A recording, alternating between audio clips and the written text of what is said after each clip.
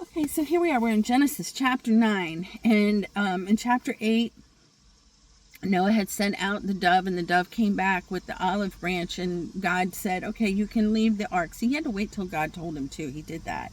And so they came off of the ark, and he built the altar, and he made a sacrifice to God, and God was pleased with his sacrifice, and he said he would never destroy the earth by water again. And then chapter 9, then God blessed Noah and his sons and said unto them, be fruitful and increase in number and fill the earth. The fear and dread of you will fall on all beasts of the earth and all the birds of the sky and every creature that moves along the ground and on all the fish in the sea. They are given into your hands. Everything that lives and moves about you will be food for you. Just as I gave you the green plants, I now give you everything. So some interesting things have happened here. You know, when Adam and Eve was in the garden, they were told, Adam named every animal. God brought the animal to him, and Adam said, this is a dog. And that was the name of the animal. And this is a giraffe. And this is a bug. You know, whatever it was. So they were not afraid. And up until this point, they were eating only vegetation. People were not eating meat. But now that the flood is over and the animals are going out, now God put in the animals a fear of man. And you notice that, like, you know, animals pretty much, I mean, they know about predators, you know, and they're going to be afraid. Like a zebra's going to be afraid of a lion, right? But it's different with creatures. Like every creature somehow instinctively knows that human beings are to be feared, and they'll run, you know. So this is where this happened, where the fear of man was put into the animals. And not only is he giving back the plants that we can eat for vegetables, but he says everything. So he's allowing at this point for humans to eat meat. This is when we started eating meat. And he has some guidelines, though. So in verse 4 he says, but you must not eat meat that has its lifeblood still in it. And for your lifeblood I will surely demand an accounting. I will demand an accounting from every animal and from every human being too. I will demand an accounting for the life of another human being. So you remember when Cain and Abel, when Cain murdered Abel, you know, the blood is the life, and God does not want the blood to be spilt unnecessarily. He does not like violence. He doesn't like murder. And he's saying that for every human and animal, he even says here, that spills the blood of a human being, there's going to be an accounting for it. Okay? And you're not to eat meat that has the blood in it. And that's why, you know, when food is, an animal is killed, there's a process that the kosher meat goes through that our regular secular meat processing plants don't necessarily go through it. But you're not supposed to eat the blood. They're supposed to drain that blood out, and you're not supposed to eat the blood. So whoever sheds human blood, by human shall their blood be shed. For in the image of God has God made mankind. He's not playing about that. He means that seriously. As for you, be fruitful and increase in number, multiply the earth and increase upon it. And then God said to Noah and to his sons with him, now I establish my covenant with you and with your descendants after you, and with every living creature that was with you, the birds, the livestock, and all the wild animals, and all those that came out of the ark with you, every living creature on earth. I establish my covenant with you. Never again will all life be destroyed by the waters of a flood. Never again will there be a flood to destroy the earth.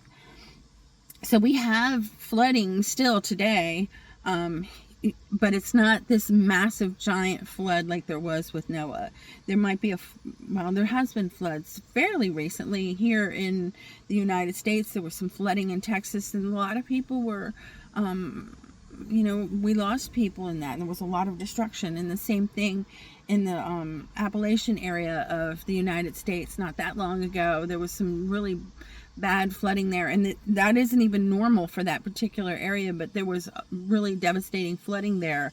And these may be signs of the time, signs of the end time, but it's not signs that God is trying to destroy the earth. Okay, he promised us that he would never destroy the earth with water again. And so God said, this is the sign of the covenant that I'm making between me and you and every living creature with you, a covenant for all generations to come. I have set my rainbow in the clouds, and it will be a sign of the covenant between me and the earth.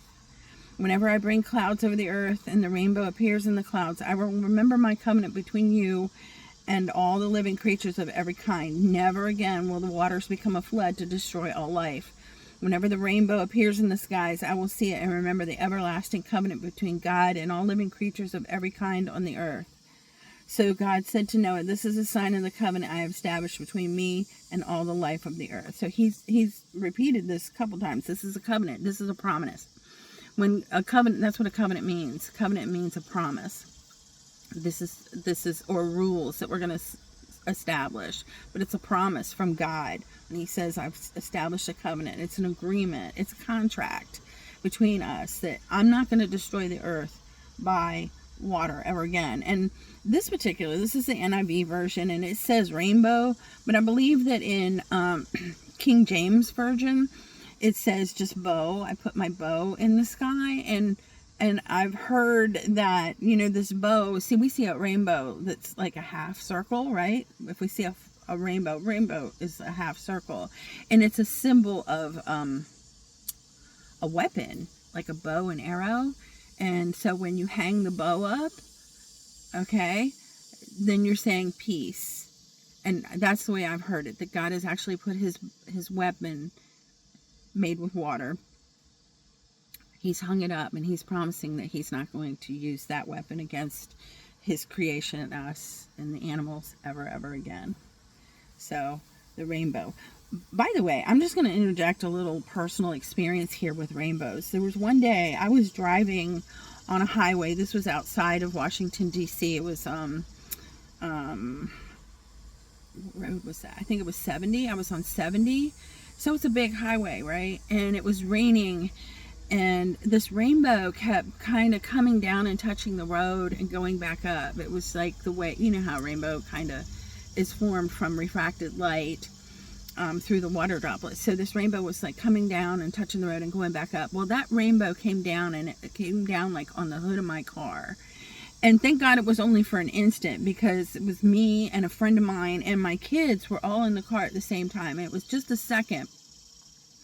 But, rainbows are made out of light, and God is light. And it was blinding. Like, all I could see was the colors. That's it. That's all I could see. And thankfully it came up just like as fast as it came down. It went back up. But it was revealing to me just how, God is made out of light. God is light, and Jesus is the light of the world, right? And even though the rainbow is different colors, it's refracted light so that we can see those colors. But it is so blinding. And for me, it was just a split second of maybe getting an idea of what it's like to look at God. It's not that I looked at God. I'm not saying that I looked at God, but I know that God is light, and how blinding that was. And it makes me wonder sometimes, like, when the time comes when I'm actually able to look at God. Because right now, I know that if God came down in front of me, I wouldn't be able to look at him. He would be so bright that I wouldn't be able to actually look at him, not with these eyes. But, how bright the light is of the Lord. And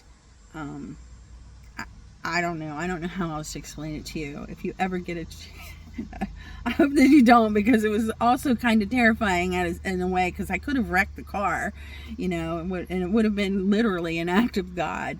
But it was pretty incredible how blinding. Like, there was nothing but rainbow outside of my car. Inside of the car, I could see, the dashboard and all that. But that light was all around the car. And I could see nothing. I couldn't see any other cars around me, nothing. And that's how God is. Light will drive out darkness. And even though it was daylight when this was happening, it literally blotted out everything outside of my car, even in the daylight. So just something to think about, that how brilliant and how bright the Lord is, and how holy he is.